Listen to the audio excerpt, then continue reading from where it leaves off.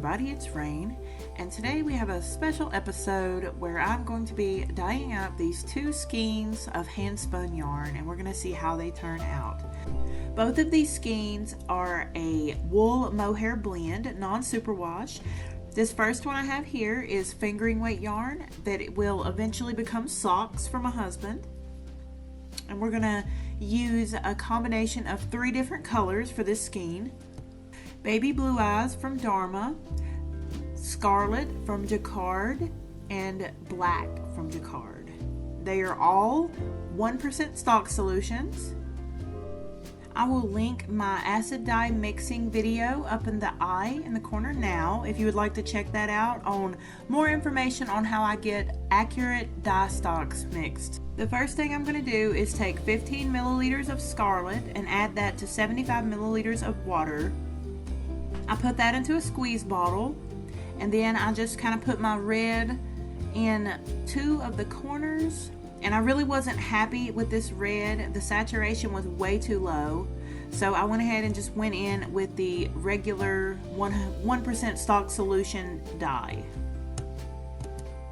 As you can see, the color is much more vibrant and much more of what I was looking for. These are men's socks after all. And then I went in with Baby Blue Eyes from Dharma. And this is one of me and my husband both's favorite color. This was also an undiluted 1% stock solution, just directly out of the squeeze bottle. And fun fact, Dharma's Baby Blue Eyes is pretty much the same exact color as Jacquard's Sapphire Blue. And then the fun part, we went in with black. Now this black was diluted a little bit. I believe it was about 100 milliliters of water in with about 30 or 40 milliliters of dye. As you can see, it was kind of leaking out a little bit on me since this skein was already pre-soaked with citric acid and water, and I just wring it out. I don't let it dry or anything. So it was still a little damp, and that makes the dye run a little bit. Could have been a little too much water, but either way, I wanted it to kind of bleed and mix around. That's why I'm pressing on it, and I lifted that piece of blue up over there. To try to keep the integrity of the blue a little bit, I lifted it and just kind of finessed it around, pressed it in.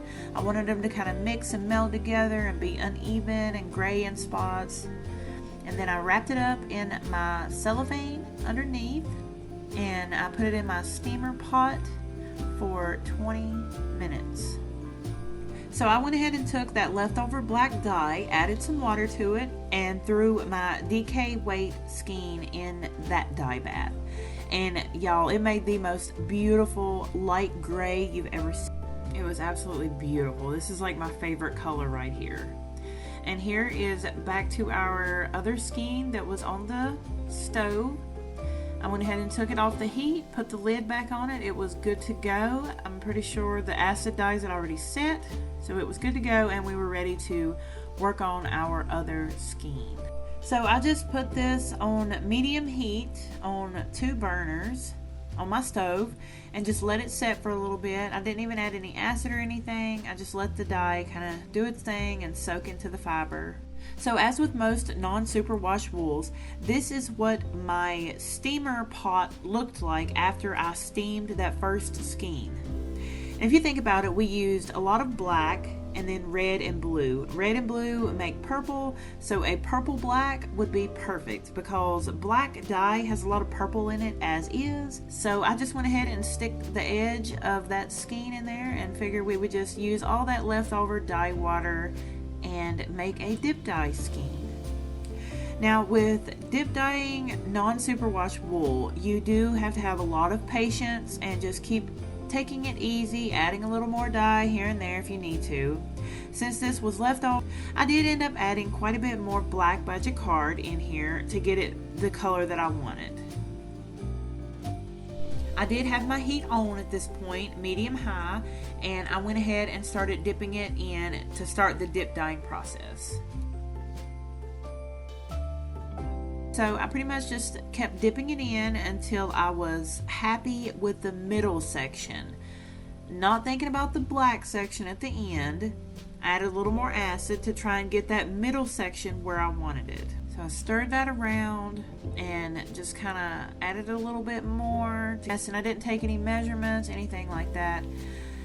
But right now I'm just paying attention to the middle section so that I can get a nice gradient, and then I kind of lay it on the edge there to let the black start building up. And I had already added my heat at this point. You can see it's starting to get more and more hot, and it was looking beautiful.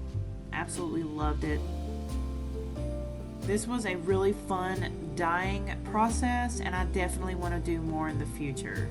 So after I was happy with the gradient in the middle, I let it sit just like this for about 20 minutes to let the dye in the black really soak in to get it darker.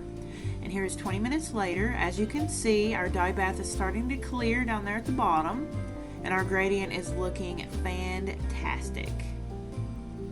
So I noticed there wasn't much dye left, so I went ahead and added the entire skein after I was completely happy. Nice and easy, and I took my time doing this so I didn't get it too dark too fast. So I let that sit just for maybe 2 minutes like that. It was completely clear after I pretty much put the whole thing in, so it didn't have to sit for long. And my heat was already off at this point. So I went ahead and squeezed it out with my tongs the best I could, and just kind of wrapped it around my tongs and put it in my little cooling off area. So here is how it turned out of the pot. It's still cooling off here, and this is our gradient. I absolutely am in love with this. I cannot wait to see how it knits up. It turned out absolutely beautiful, and I'm in love with this technique. I love gradients. And here's our other skein, our sock yarn. I went ahead and got me some clear dish soap and washed this skein. It washed beautifully. There was very minimal bleeding. A little bit of pink came out, and that's totally normal with red acid dyes. I always get just a touch of bleeding with reds, but other than that, it turned out gorgeous as well. I was absolutely happy with what I got. It matches perfect to what I was going for. And now let's wash up our gradient gray. I was very pleased with this, as you can tell, and we will definitely be doing more dip dyeing videos in the future.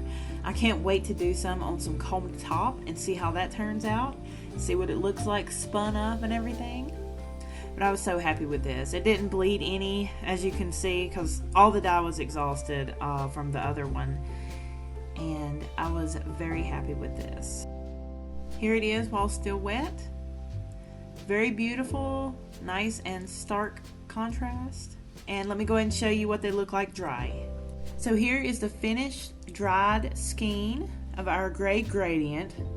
It's absolutely stunning, and the depth of the colors is just extraordinary since it had that blue and red mixed. Beautiful. And here is our sock yarn. It's going to make some very interesting socks. In real life, it's a little bit more muted, a little bit darker than in this picture here. The picture makes it a little bit brighter looking, but still very gorgeous, and I cannot wait to see how these knit up. They're going to be so much fun. I might make some kind of a pattern for the socks. I'm not sure yet, but you'll see what we got going on soon. I'm going to be showing you everything we do with these 2 skeins of yarn, so stay tuned and hit that subscribe button if you'd like more. And don't forget to give me a like if you like this video. I hope you all have wonderful holidays, and I will see y'all next time. Follow me on Facebook, Instagram, and TikTok at Rayne Fiber Arts. Go to raynefiberarts.com for my Etsy. I'll see you next week. Bye-bye.